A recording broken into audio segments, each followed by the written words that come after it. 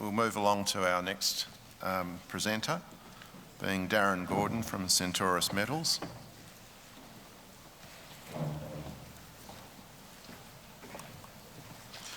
Darren is a chartered accountant with 25 years' experience in the mining industry as a senior finance and resources executive. Darren has an extensive involvement in financing resource projects both from a debt and equity perspective, including his previous position as Chief Financial Officer and Company Secretary for Jindalby Metals Limited.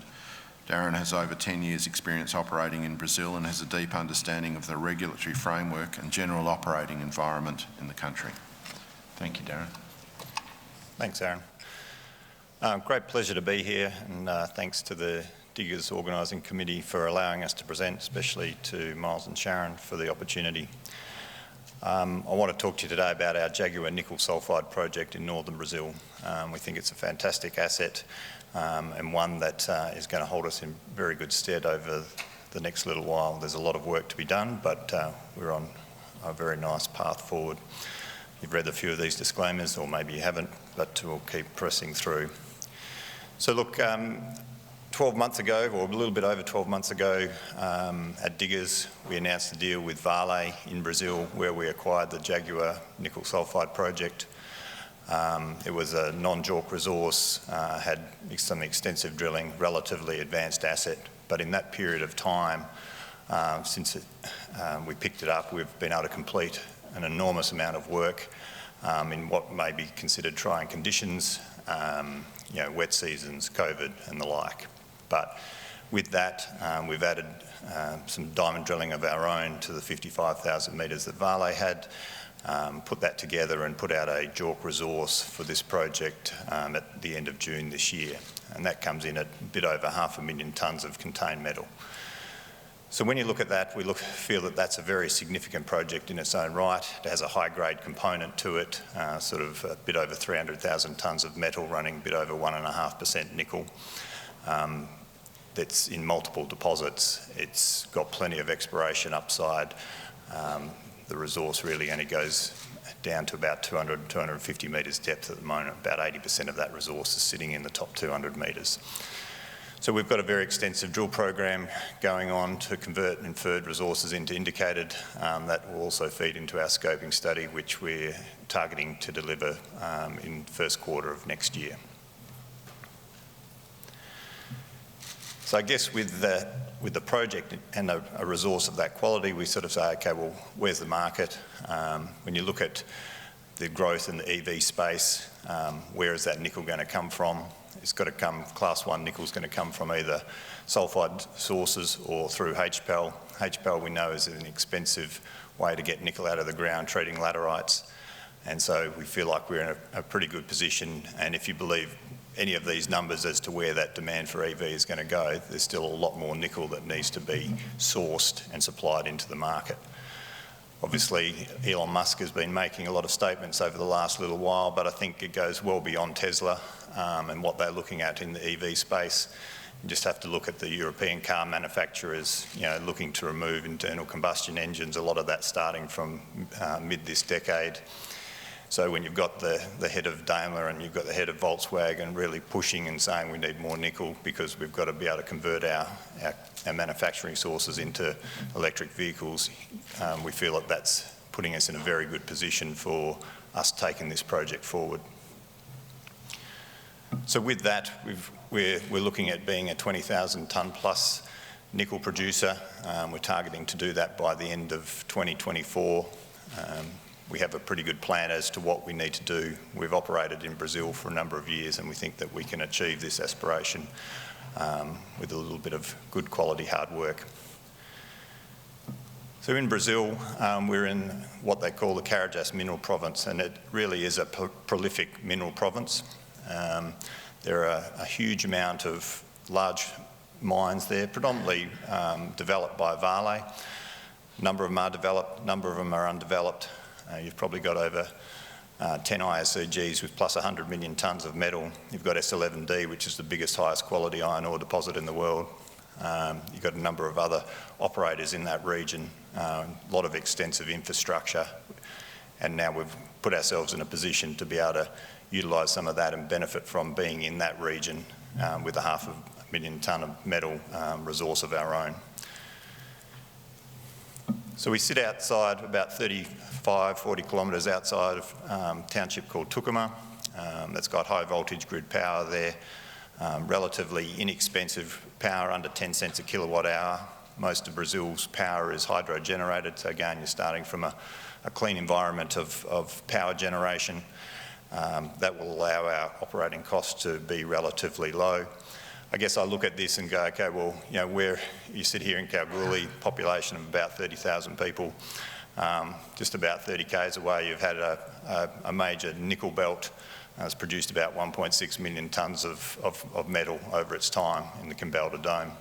You know, we've already got 500,000 tonnes of metal in our resource, and we've really only just started from an exploration point of view. So you're in a region where there is infrastructure, where you can get things done, and I think we're on a very smart path to being able to develop the Jaguar project. So just looking at the resource in a little bit more detail, you can sort of see the gold labels there. They are about 3 kilometres of strike, was originally drilled by Vale.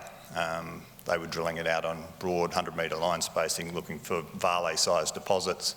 Didn't quite make their criteria, but for a junior like ourselves to be able to put our foot on this project, it's been fantastic.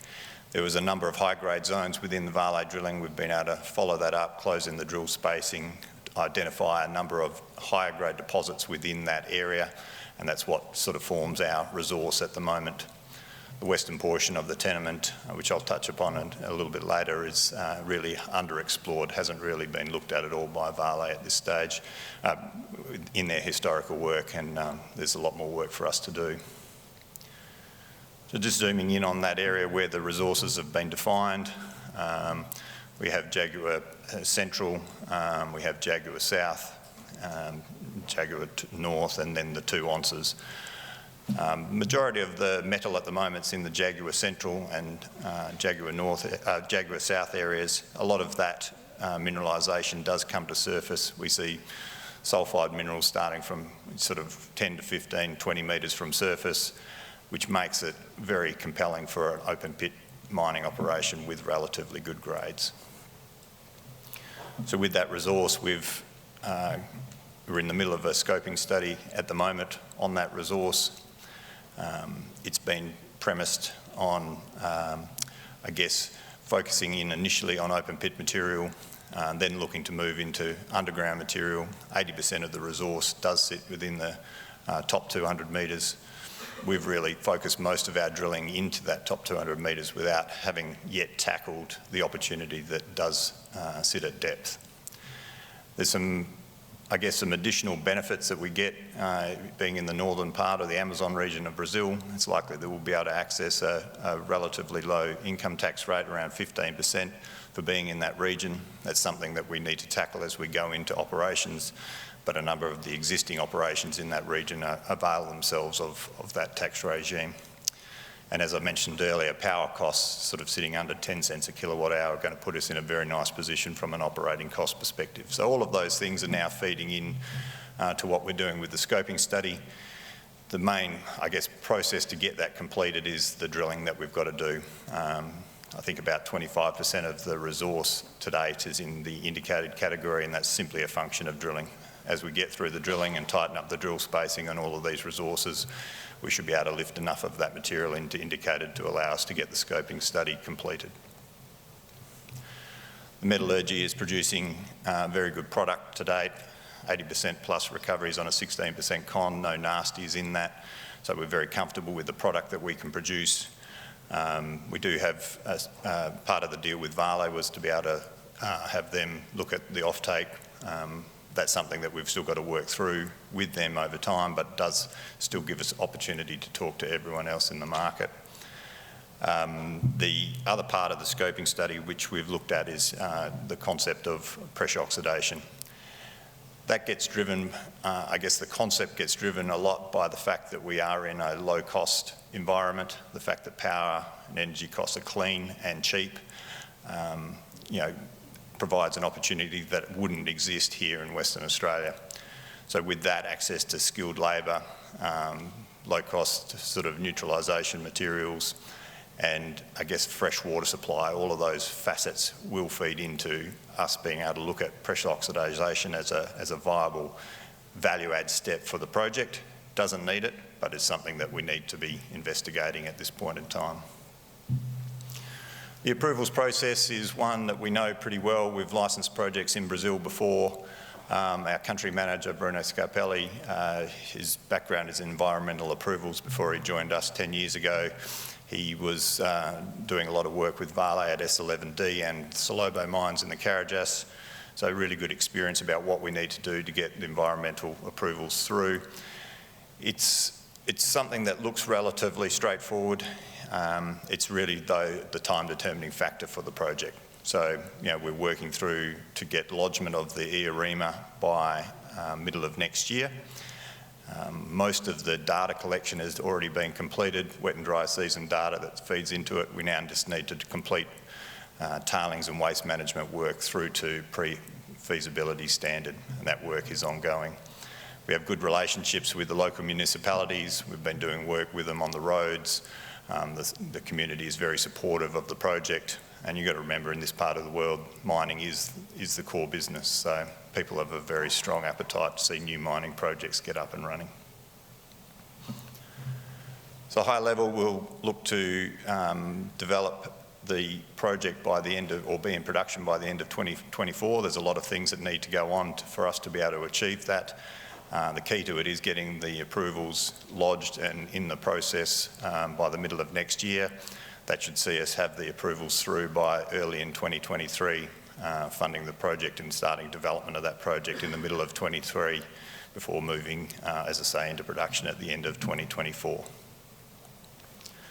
So that's sort of the scoping study.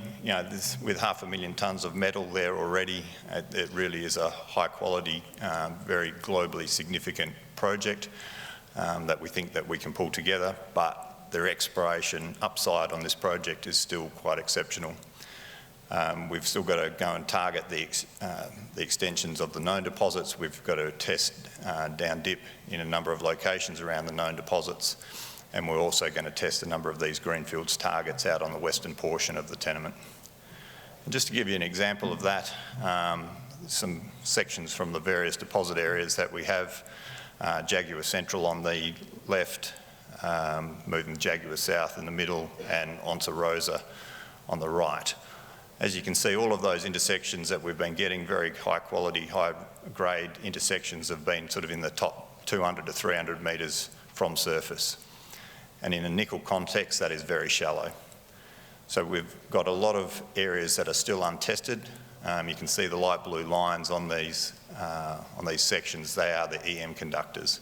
And one of the important things for our project, and also in the Carajás, is that EM conductors are a very good indicator of the massive sulfides and semi-massive sulfides. And it's been a tool that we've used very effectively in our exploration to date. So as you can see, there's a number of these EM conductors that extend below the depth of the deepest drilling. We've got to get in and do more work, and so part of the 75 kilometres of drilling that we're going to undertake over the next 12 to 15 months will include testing some of these deeper targets. So we're quite confident that as we drill deeper and we chase these EM conductors, we will be able to find more mineralisation that will only add to the 500,000 tonne resource that we've already put together. And the greenfields is really, as I say, the western portion of the tenement. We have 3 targets that we're going to be testing over the next sort of 3 to 4 months. The Falochi in the middle of the page, bottom middle, Leal sort of running through the middle, and Tigre on the bottom left. So those targets are ones that we've infilled the soils, we've infilled the mag, we're doing fixed loop EM work on those at the present point in time. And just about drill ready. So Falochis will be the first cab off the rank, and we're very excited about what that might hold for us. And obviously you can't talk about Brazil without talking about COVID. I see our Premier here called Brazil a bit of a basket case this morning. I think that's a bit of a stretch. I think it all comes back, it's all relative, and I think that people need to remember that. Companies are doing a lot of work in country to keep their people safe, like everywhere in the globe, and Centaurus is no exception to that. We've put a lot of procedures in place that's allowed us to continue to drill. It's kept our people employed. It's been able to, I guess, stimulate the local economy. So there's a lot of benefits, but you've got to make sure you do things right, and we've been very impressed with the way that our local team has handled the COVID situation, and it's allowed us to continue to operate. So just to close out on summary, we've got a market cap around about $200 million. It's been a really strong 12 months for us, but I do feel that there's still a lot of value to be had in the story. I think that will come to fruition as we deliver more information and put out the scoping study results. We've got a great team on the ground in Brazil. You can't sort of deal with these COVID situations without having good quality people on the ground. We've worked as a team for a long period of time. Roger Fitzharding, who's here, Bruno Scarpelli, who's our country manager in Brazil. We've worked together now for over 10 years. We've got people in Tucumã. Most of our people are based locally, and that's been very important for us to be able to achieve what we've achieved to date. We've got good support on the register, a few substantial shareholders there. We've got good research coverage, so take a look at that at your leisure. So, as I mentioned, we've got a nickel focus, we've got a great resource, we've got the people in country to do it. We're operating in the Carajás Mineral Province, which is a prolific mining belt. It's got a lot of infrastructure already in place. So you put all of this together, you've got all the hallmarks of a very successful project. So I'd encourage you all to have a good look at Centaurus. As I said, scoping study results will come through early in 2021, but we think that will show the value equation very nicely. Thanks for your time. Thanks very much, Darren.